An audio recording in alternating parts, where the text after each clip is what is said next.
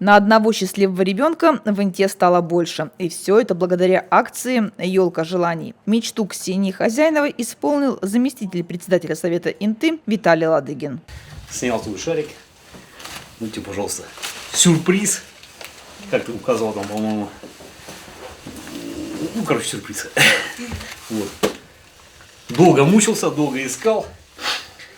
Посоветовались с своими родителями. Был приобретен тебе туалетный столик. Виталий Ладыгин – постоянный участник дарителей благотворительной акции «Елка желаний». Практически каждый год он снимает шарики с новогодней елки. А вот и в этот раз не остался в стороне. Стараюсь каждый год принимать в акции «Елка желаний». Всегда, как говорится, открыт для общения. Прихожу, снимаю шарик. Ну, тут попадется, тут попадется. В этот раз попался шар-сюрприз. Долго очень ломал голову, чтобы подарить. Эмоции, так всегда положительные эмоции, потому что дети – это наше будущее, в конце концов. И приятно видеть, когда маленькие дети, там, не только маленькие, вообще дети, улыбаются, радуются. Ну, это все искренне идет, как бы от души. Да, ну, подарки. Подарки – это всегда хорошо и здорово, особенно в Новый год.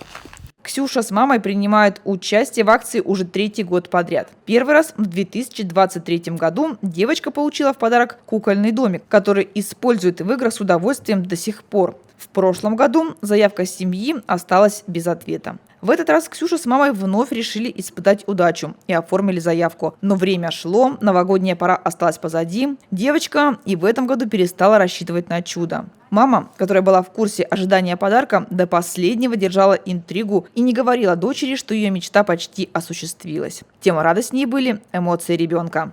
Очень рада, неожиданно было. Была очень рада, когда узнала. Ксюша – единственный ребенок в семье. Девочка родилась очень слабенькой, всего 800 граммов. Первые годы жизни семья только и ездила по врачам. Сегодня Ксюша – ученица лицея номер 1. И от прежних диагнозов осталась только небольшая проблема с речью, над которой девочка усердно работает. Мне сказала мама акцию. А загадала, я давно хотела туалетный столик. И поэтому как-то так. Подарок Ксюша получила именно такой, о котором давно мечтала. В ее комнате принцессы как раз не хватало туалетного столика, чтобы делать красивые прически и учиться пользоваться косметикой.